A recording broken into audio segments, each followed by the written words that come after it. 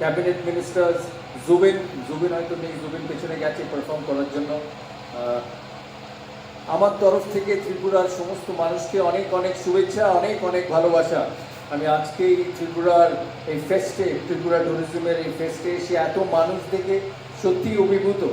সুশান্ত বাবুকে আমার অনেক অনেক অভিনন্দন যে তিনি ত্রিপুরা ট্যুরিজমকে এত দূর এগিয়ে নিয়ে গেছেন। উনি আমার কাছে এসেছিলেন 2 বছর আগে ত্রিপুরা ট্যুরিজমের অ্যাম্বাসেডর হওয়ার জন্য।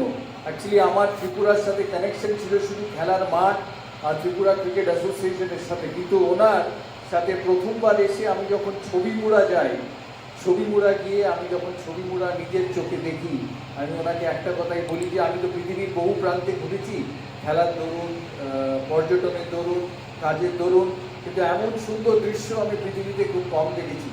তাই ওনাকে আমার আন্তরিক রিকোয়েস্ট থাকবে, মানিক বাবুকে থাকবে, বিপ্লব বাবুকে থাকবে যে ত্রিপুরার এই ট্যুরিজমকে যেন পৃথিবীর সমস্ত দরবারে তারা পৌঁছে দিতে পারে।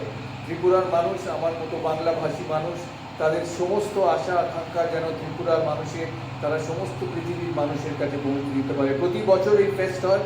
আমাকে সুশান্তবাবু জানিয়েছিলেন যে একবার না একবার আসতে হবে। আমি সত্যিই আসতে পেরে খুবই আনন্দিত, আর আশা করি পরের বছরও আপনাদের সঙ্গে দেখা হবে। তাই আপনাদের সবাইকে অনেক শুভেচ্ছা, অনেক ভালোবাসা।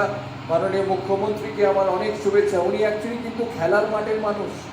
উনি ত্রিপুরা ক্রিকেট অ্যাসোসিয়েশনের প্রেসিডেন্ট ছিলেন। আমি এই ছোট্ট ঘটনাটা বলি, আপনি যদি কিছু মনে না করেন। সোমবার দিন রাত্রিরে 2-3 বছর আগে সোমবার দিন রাত্রিরে উনি আমাকে ফোন করেন যে সৌরভ, আমরা বড় স্টেডিয়াম বানাচ্ছি, বিসিসিআই যেন সমস্ত সাপোর্ট পাই। এখন চোখ বন্ধ করে পাবেন, আপনার মতো ভদ্র মানুষ একটা স্টেডিয়াম বানাবেন, তাও ত্রিপুরার মতো জায়গায়, যে বিসিসিআই সাপোর্ট করবে না সে তো হতে পারে না।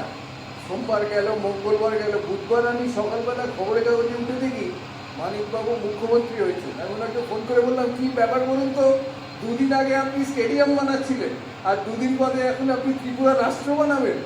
তাই ওনাকে আমার অনেক শুভেচ্ছা, অনেক ভালোবাসা। খুব সিম্পল, সাধারণ, ভদ্র মানুষ।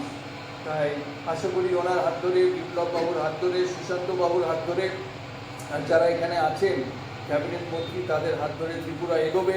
আর প্রতি বছর যাতে আমি আপনাদের মাঝে আসতে পারি, এটাই আমার রিকোয়েস্ট রইল সুশান্ত বাবুর কাছে। ভালো থাকবেন, সুস্থ থাকবেন। জুবিনের গান আছে, আমিও শুনবো, আপনারাও শুনবেন। So have a good night.